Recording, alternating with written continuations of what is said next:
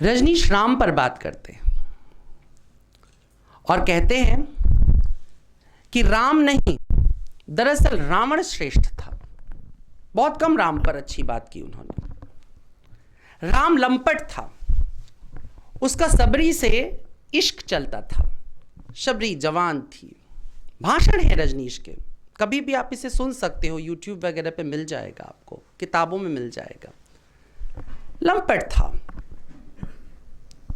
उसका शबरी से इश्क चलता था।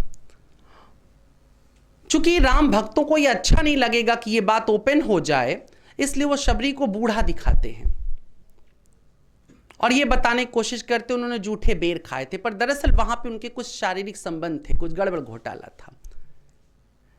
और सीता जो थी उसकी अग्नि परीक्षा तो राम ने ले ली, अपनी अग्नि परीक्षा क्यों नहीं दी?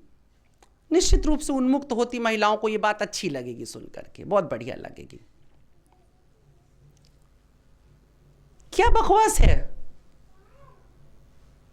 कहां से पढ़ा तुमने ये? रजनीश कहता है कि स्वयंवर में दरअसल रावण ही धनुष तोड़ने वाला था। धनुष तो उसका था, शिव का धनुष था, रावण को तोड़ देना था, लेकिन तोड़ नहीं पाया। क्यों? वाल्मीकि रामायण में कहीं नहीं ऐसा लिखा है, तुलसी रामायण में कहीं नहीं ऐसा लिखा है, इसको याद रखना। लेकिन फिर भी ये बात रजनीश अपने भाषण में कहते हैं, जो दावा करते हैं कि उनकी हर बात स्कॉलर की तरह परफेक्ट होती है। कितने झूठ बोले हैं रजनीश ने उस ग्राउंड पर, जिस ग्राउंड पर हम स्क्रिप्चर उठा रहे हो। एक स्क्रिप्चर तो सही सही बोलो। मुझे अगर राम नहीं पसंद तो मैं डंके के चोट पे कह सकता हूं मुझे नफरत है राम से, मगर ये मेरा अपना विजन हो सकता है।